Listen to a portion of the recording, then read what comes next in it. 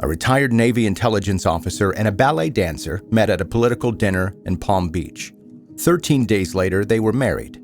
4 years after that, he was dead, shot twice in a bedroom in Lakewood Ranch, Florida. Ashley Benefield said she fired in self-defense. The medical examiner said something different.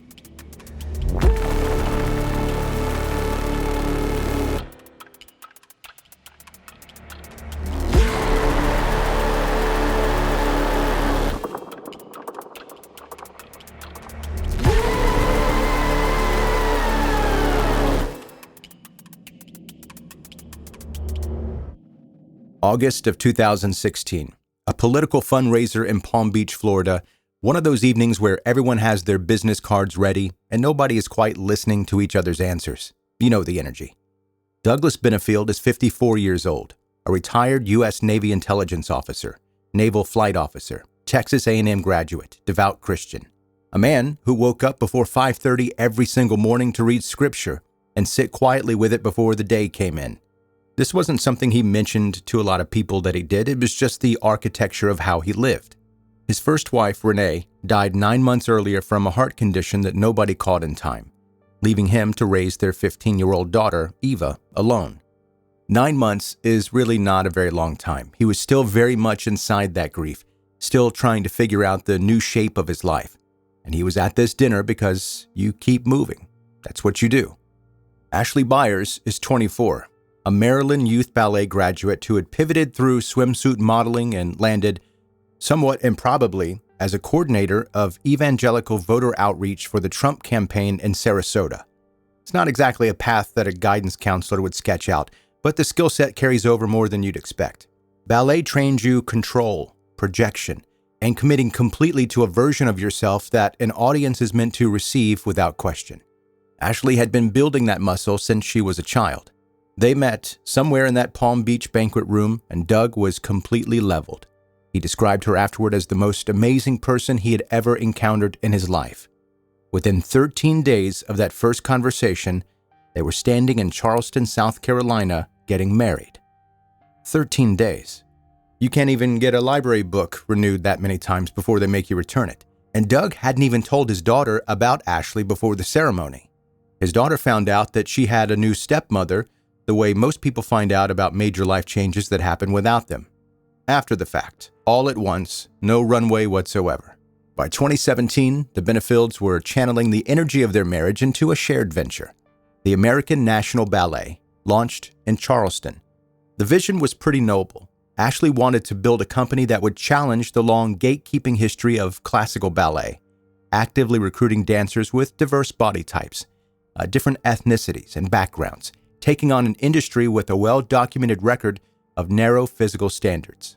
This was a real idea with real stakes behind it. They recruited 47 dancers from Germany, Argentina, Estonia, and across the country, real professionals who quit their other jobs, signed 8-month contracts, and relocated their lives to Charleston on the promise of health insurance and a company that could actually matter. Doug told people he had secured $10 million from backers. He had a private equity background and years of defense contracting. Over a dinner table, it sounded like it would work. The rehearsal space turned out to be a windowless room about the size of a generous walk-in closet, 5 miles from where the dancers were living. $10 million never showed up. Somewhere in the middle of the collapse, Ashley relocated to Florida without telling anyone about the company. The whole thing folded within months. 47 people were left holding expensive leases and broken contracts. Doug, by multiple accounts, was distributing cash from stuffed envelopes, trying to cover what he could.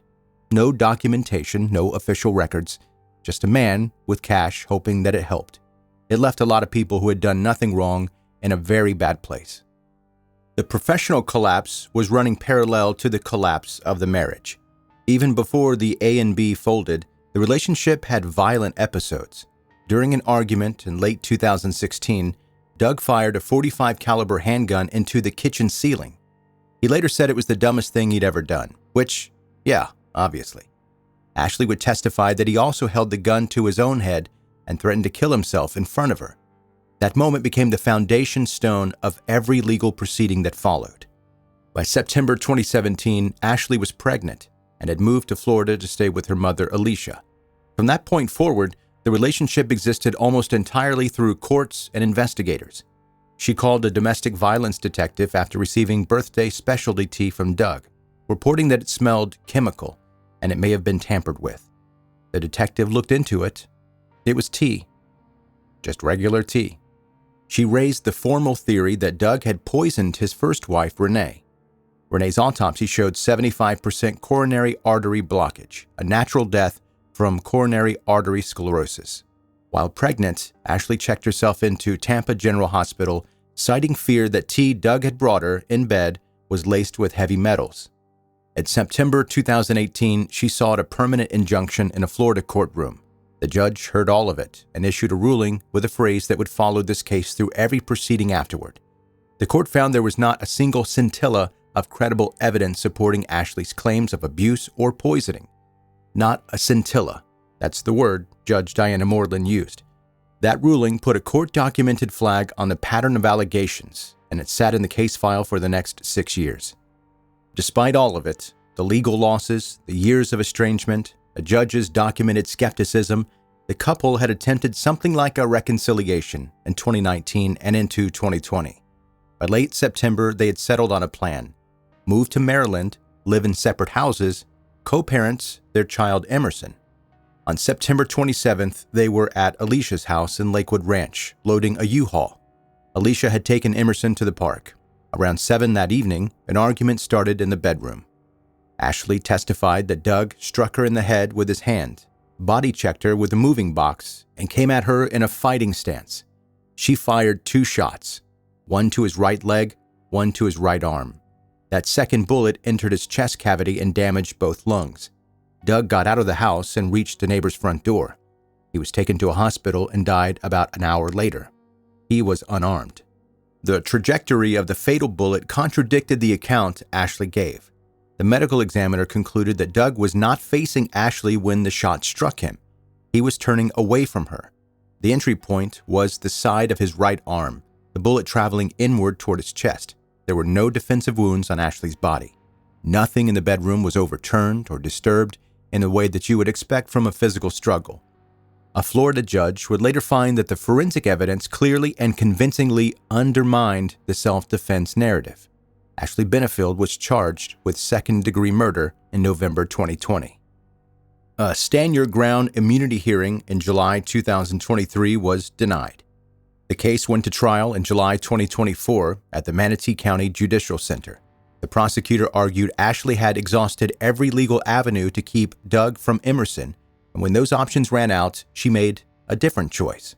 The defense attorney argued battered spouse syndrome, PTSD, and a survival response from a woman who had spent years in documented fear. While the trial ran, Ava Benefield was on TikTok, building more than 500,000 followers by telling her father's story and countering the narrative the defense was constructing in court. She'd already lost her mother in 2015. She watched her 6-year-old half-sister Emerson appear outside the courtroom in public support of Ashley and said openly afterward that a child that young should not have been placed in that position. Ava had spent the better part of a decade losing people she loved. The jury deliberated for nearly 7 hours. On July 30th, 2024, they returned a verdict of manslaughter with a firearm. On December 3rd, 2024, Judge Matthew White sentenced Ashley Benefield to 20 years in prison, followed by 10 years of probation. At the sentencing, Ava stood and addressed her stepmother directly.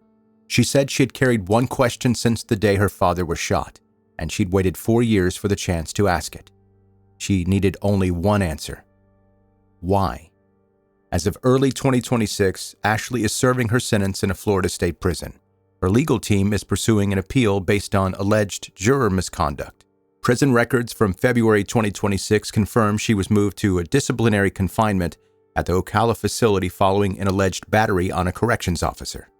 Emerson is about 8 years old now, growing up with her father gone and her mother serving a 20-year prison sentence for his death. Eva is still posting, still waiting for an answer to her question.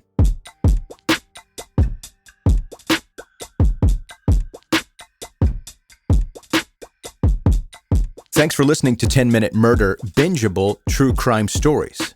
Hello, I'm Joe, I'm the host, and here is an email. Subject, strange question. Hey Joe, love the podcast, but I do have a strange question to ask you. What is a true crime related question that is difficult to answer? Rachel in Norman, Oklahoma.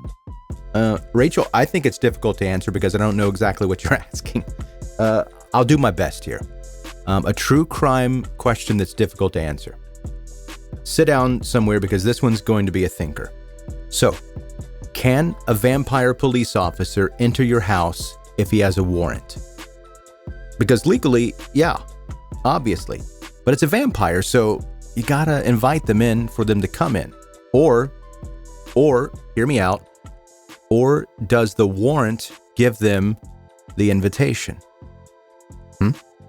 Okay, here's another one. If you handcuff someone that communicates with sign language only, are you taking away their freedom of speech? Okay, there you go. I gave you two, Rachel. You didn't say answers to those because I don't have answers to those. You said true crime related questions, and those are true crime related questions. Hey, if you are a brand new listener to this podcast, welcome, first of all, but do me one huge favor right now. Subscribe to 10 Minute Murder. And while you're at it, go ahead and subscribe to my other podcast, True Crime Blueprint. If you want to contact me, send me any questions or suggest any cases that you'd like for me to cover on either podcast, you can go to my website, 10minutemurder.com, find my email there.